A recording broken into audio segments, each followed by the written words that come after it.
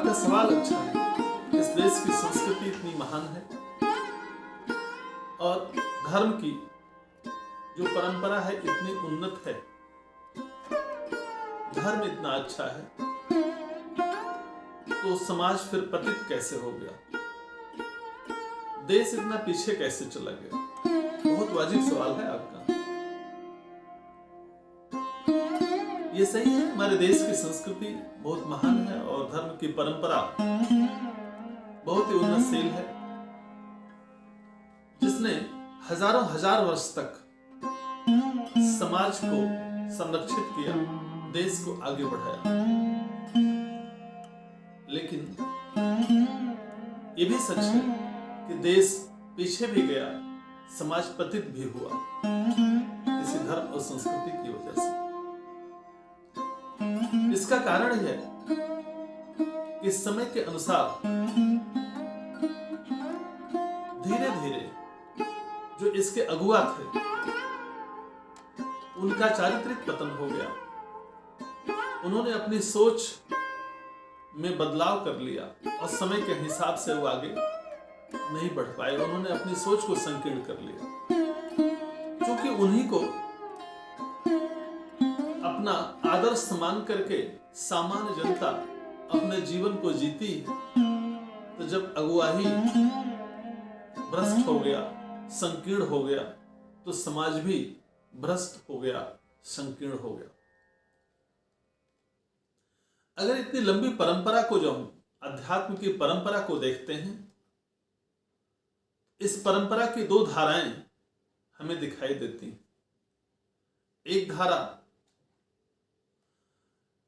पूर्व मीमांसकों की धारा है, कर्मकांड की धारा है, जिस पर ब्राह्मणों का अधिकार था। दूसरी धारा वेदांत की धारा है, उपनिषद की धारा है, जिस पर क्षत्रियों का अधिकार था। दोनों आत्म तत्व के ज्ञाता थे।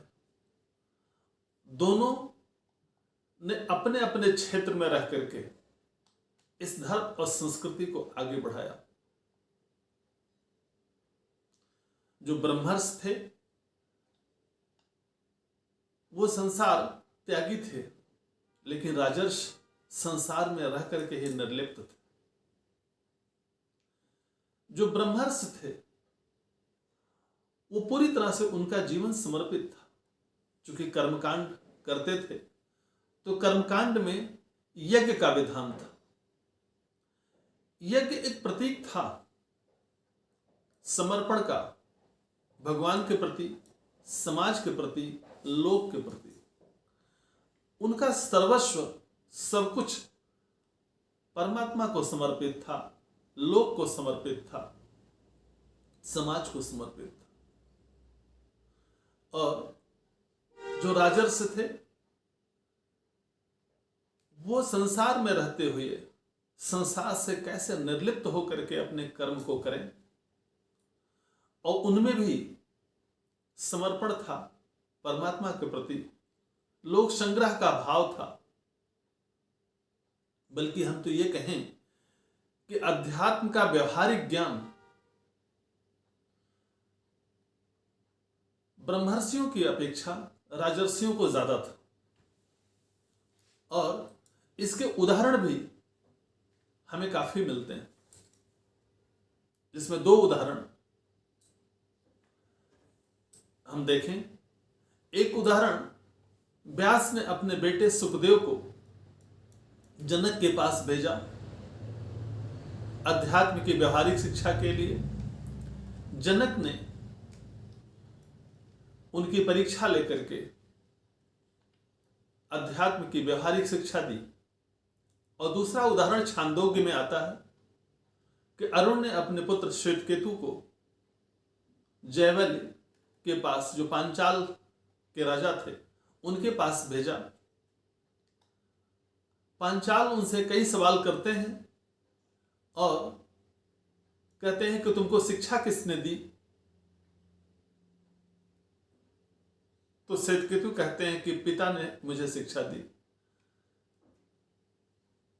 और एक भी सवाल का जवाब नहीं दे पाते।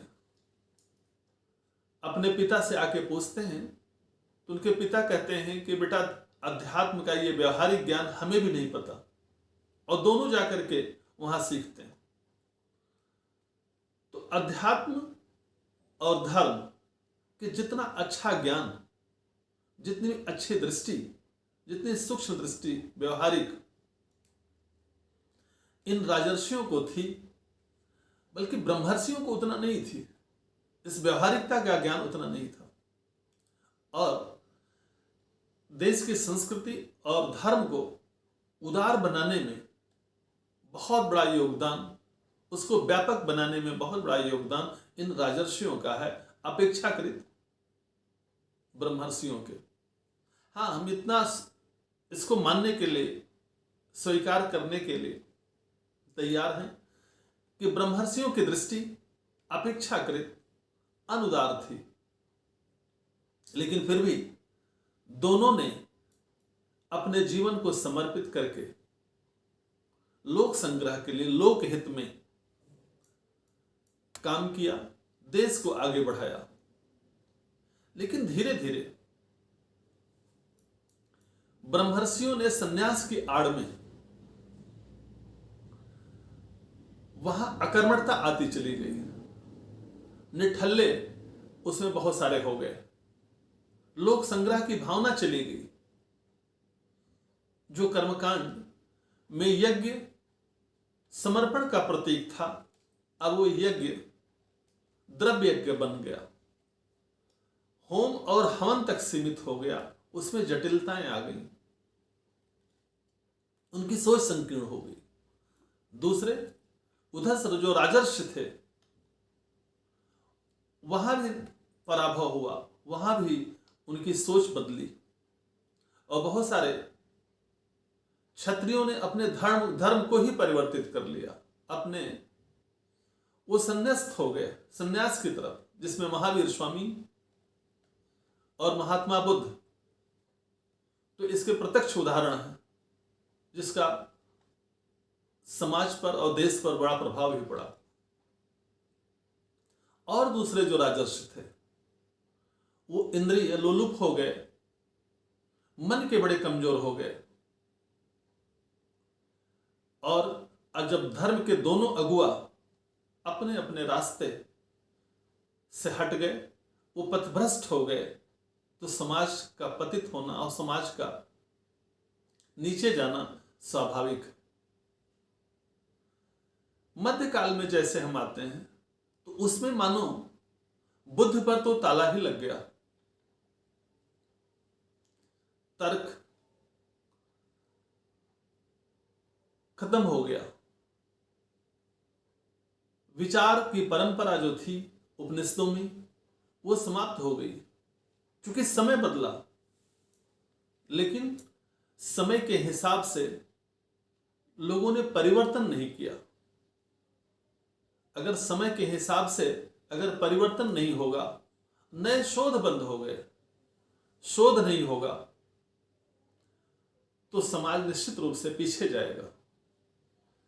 केवल आस्था बढ़ी, ये बढ़ा कि अब धर्म को आप मान लीजिए क्योंकि फला ऋषि ने कहा, तो फला ऋषि के कहने से धर्म को मान लिया गया। समाज पतित हो गया, उसके मानदंड बड़े दोहरे हो गए। एक तरफ मंदिर में जाते हैं, पूजा करते हैं, और दूसरी तरफ दिमाग में चलता रहता है कि बाहर चलें तो कोई निर्बल मिले तो उसकी मुंडी मरोड़ दें। एक तरफ कहते हैं कि ईश्वर सर्वव्यापी है, और दूसरी तरफ इतना भेदभाव करते हैं। कहने का मतलब कि पाखंड बहुत ज्यादा बढ़ा, आस्था बढ़ी, नए शोध बंद हो गए। और जब नए शोध, आज विज्ञान इसीलिए तो आगे, वहां नए नए शोध हो रहे हैं, समय और परिस्थिति के हिसाब से नया परिवर्तन हो रहा। लेकिन धर्म में हमने नए प्रयोग बंद कर दिए, समय के हिसाब से परिवर्तन बंद कर दिया। इसका परिणाम क्या था कि हम संकुचित होते चले गए, हम पतित होते चले गए। जब आगे चल करके जैसे अंग्रेजों का काल आता, उसमें एक नई शिक्षा व्यवस्था सामने आती। वो शिक्षा व्यवस्था हमारे लिए नहीं थी, अंग्रेजों की जो व्यवस्था थी उसे कायम करने के लिए थी।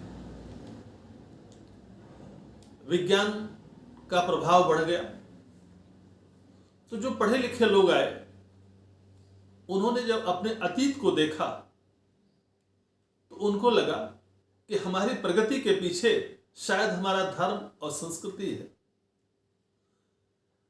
वो ये नहीं समझ पाए कि धर्म और संस्कृति नहीं है, बल्कि धर्म और संस्कृति के जो मानने वाले थे उनकी वजह से हम पीछे हुए। धर्म और संस्कृति कभी पीछे नहीं ले जाते, क्योंकि वो उन्होंने पढ़ाई नहीं करी थी, उन्होंने तो केवल विज्ञान पढ़ा था। खूब तरक्की हुई, आज भी तरक्की हो रही है, लेकिन यह तरक्की दिशाहीन है। आज तनाव, चिंता, भ्रष्टता, पतितपन बहुत ज्यादा है। इसलिए कि धर्म का उस पर अंकुश नहीं। समाज को नैतिक बनाने का जो दायित्व है वो धर्म का है। धर्म ही समाज को नैतिक बना सकता, दिशा दे सकता, विज्ञान प्रगति दे सकता।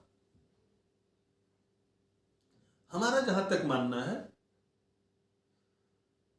कि समाज की प्रगति के लिए जितना विज्ञान जरूरी है उतना धर्म भी जरूरी है। धर्म की आधारशिला पर विज्ञान को या आज की सोच को आगे बढ़ाएं। यह नहीं कि अगर कोई परंपरा में कुछ गलत है आज भी उससे माने, उस गलत परंपरा का डटकर मुकाबला करें जो समय के अनुकूल नहीं, हमारी प्रगति में बाधक। लेकिन समाज को दिशा देने का, नैतिक बनाने का यही एकमात्र रास्ता है कि धर्म को साथ ले, विज्ञान को साथ ले, किसी एक दृष्टिकोण को न मान के चलें, दोनों को साथ लेकर के, दोनों का समन्वय करके आगे बढ़ें। तभी हम अपने समाज को पुनः प्रतिष्ठित और आगे प्रतिष्ठित कर पाएंगे और समाज को आगे ले जा पाएंगे। दोनों का संतुलन हमारे लिए जरूरी है। आज बड़ी विडंबना है कि कुछ लोग विज्ञान का विरोध करते हैं और परंपरा, उनका यह मानना है कि सारे सूत्र समाधान, सारी समस्याओं का समाधान हमारी परंपरा में है, और कुछ का मानना है कि विज्ञान में है। दोनों के सामंजस्य से आगे बढ़ेगा समाज। दोनों का सामंजस्य जरूरी है। तो दोनों का सामंजस्य करते हुए, दोनों में संतुलन बनाते हुए, और दोनों में संतुलन नहीं बल्कि धर्म और अध्यात्म के नींव पर विज्ञान को खड़ा करें, तब जाकर के आपका समाज नैतिक बनेगा, प्रगतिशील बनेगा।